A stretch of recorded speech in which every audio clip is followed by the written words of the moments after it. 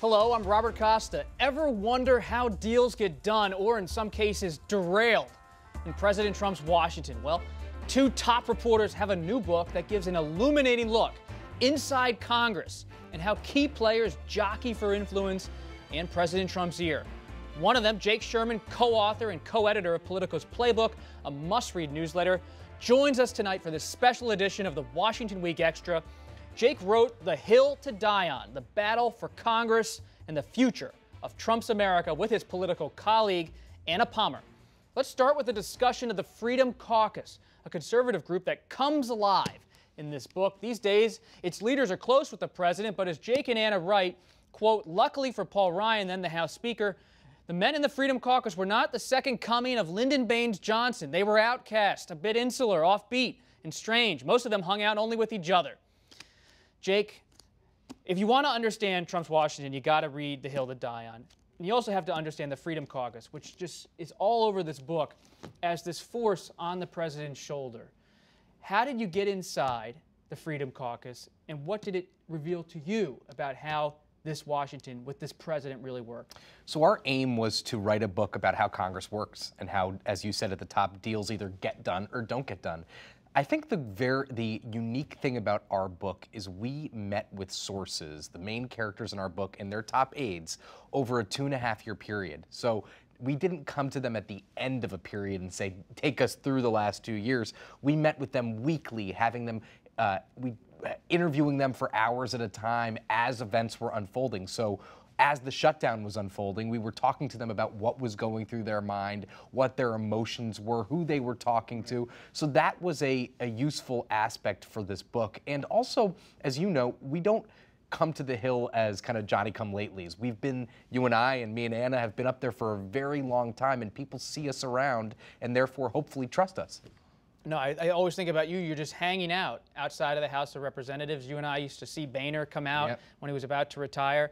But this Freedom Caucus, though, I mean, what explains their grip with President Trump? I think the president sees them as the keepers of his creed, people who understand why he got elected, what the people who voted for him want. And I went to visit Jim Jordan at his house in Ohio, and Jordan describes the people in his district in central Ohio and what makes them tick and why Donald Trump was so appealing to them. He said these people are leaving their house and they're seeing somebody drinking beer on their porch and not working, and they're wondering why Washington is giving them money. This is the lens they see their constituents in and why they voted for Donald Trump. And I also think that the interesting thing about the Freedom Caucus and President Trump is that President Trump gets loyalty from the Freedom Caucus, but when Nancy Pelosi was struggling for Speaker, Donald Trump was going to ask the Freedom Caucus to vote for Nancy Pelosi for Speaker, which is a bizarre insight into a man who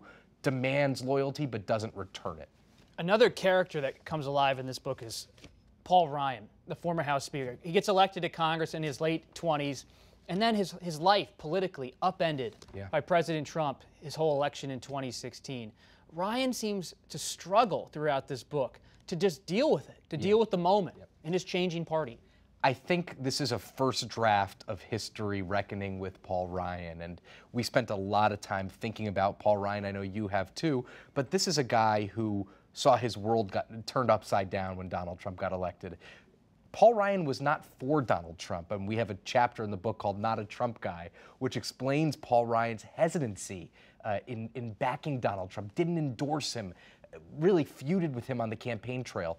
But then when Donald Trump got elected, he approached a fork in the road. He could either leave Congress and abandon kind of his life's mission, which was passing conservative policy, or he could stay in government, try to use Donald Trump to achieve the ends he wanted to achieve, and also something that's fascinating, an insight into Paul Ryan, he thought that people wanted to see a normal person in government after Donald Trump was elected, which to me is a tremendous insight into the speaker. And we kind of chart the speaker's power and his roller coaster ride with Donald Trump, getting tax reform passed, but eventually leaving Congress because he was basically bone tired of the job Paul Ryan was and wanted to go spend more time with his family. He got a tax cut through with President Trump, but he didn't pursue deficit reduction in the way he always thought he would once he got power, once he became Speaker or was a leader in the U.S. House. How will history look back on him? I know you're writing the first draft of history, but he didn't get a big budget deal passed that would lower the spending for Medicaid or Social Security. He dealt with President Trump in a way that was somewhat pained. Yeah. What's your read on history's read? So I think a lot of people believe he was intellectually dishonest and believe that he spent his career talking about the deficit, finally had an all-Republican Washington and completely abandoned it. We have an amazing scene in the book of Paul Ryan and Donald Trump getting together before Election Day to try to make peace, basically, a meeting that was brokered by the Republican National Committee. And Paul Ryan has these charts and is talking about Medicare spending and deficit reduction. And Donald Trump looks at him and says, I know you like that, but I think that's stupid. Which was a real sign to the Speaker that it wasn't worth his time. And I'll let other people judge what that means about Paul Ryan, but it's something he spent literally no time on in Donald Trump's Washington. Those kind of frank conversations are all over the Hill to Die on. One passage in the book describes a scene where the late Senator John McCain of Arizona is explaining military reform to President Trump's son-in-law and advisor Jared Kushner early on in the administration. Here's the scene. Don't worry, Senator McCain, we're going to change the way the entire government works, Jared Kushner said without a hint of irony. Good luck, son, McCain responded. What a scene about Mr. Kushner, about someone who came with President Trump to Washington, but official Washington was not too impressed. No, Jared Kushner was successful as a real estate investor in New York, primarily using his father's money. His father was a very wealthy investor himself. Jared has struggles in Washington, and not outwardly, but tries to bend Washington to his will unsuccessfully. He also told Paul Ryan and a group of Republicans, some of Paul Ryan's aides rather, that he didn't like the committee process and he would fix that later, basically saying he would refashion Congress, which is a 200-something-year-old institution. He also says, why is the government spending so much money on undocumented kids? We could just put them up at the Four Seasons for that price. Of course, putting up undocumented kids at a five-star hotel is something that doesn't comport with the reality as we know it. So somebody who came to Washington and thought he would be able to do what he's done his whole career, which is be successful on his own kind of charm and merits, and was not able to do that. One of the other major characters is Speaker Pelosi. She's minority leader throughout most of the book. Then she wins the speakership in November 2018. One person who comments on her is President Trump in an Oval Office interview with you and Anna Palmer. He says he's impressed with her ability to hold together the Democratic Party. He says Democrats are lousy on policy, lousy on politics, and have the worst ideas in the world, but they stick together. And I think, and I'm playing armchair psychiatrist here, Careful. I think the president looks at Pelosi and sees somebody who keeps her troops together and wonders why he didn't have somebody like that as Speaker of the House. And I think he's jealous of that. And he told me basically that.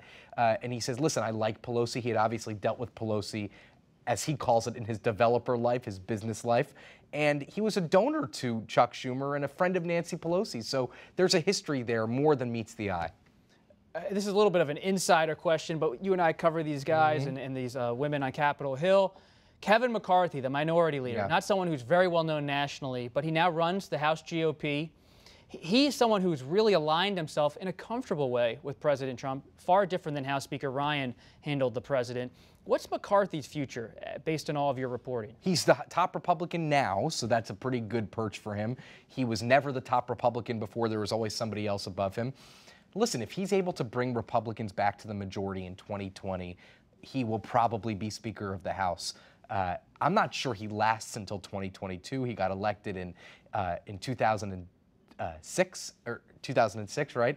And so he's not long. He wants to. He always thinks about when he could make some money, when he could go out into the private sector. He's not obsessed with striking it big or becoming rich, but he is fascinated by innovation and wants to do something different than just be a politician his whole life. So tough to say what his future is, to be honest with you. And I have to ask one final question. The great Anna Palmer, a friend of both of ours. Yep. After writing a book together, still friends? Yes. Still good colleagues or not? Still friends, still colleagues. I couldn't have done it without her. We did it together. It was a real partnership. Writing a book, a 400-page book, while doing a full-time job is not easy, so I'm glad I had someone to help me. 400 pages, just about the length of the Mueller report. But this book, it does not have redactions. That's it for this edition of the Washington Week Extra. You can listen wherever you get your podcasts or watch on the Washington Week website. I'm Robert Costa. See you next time.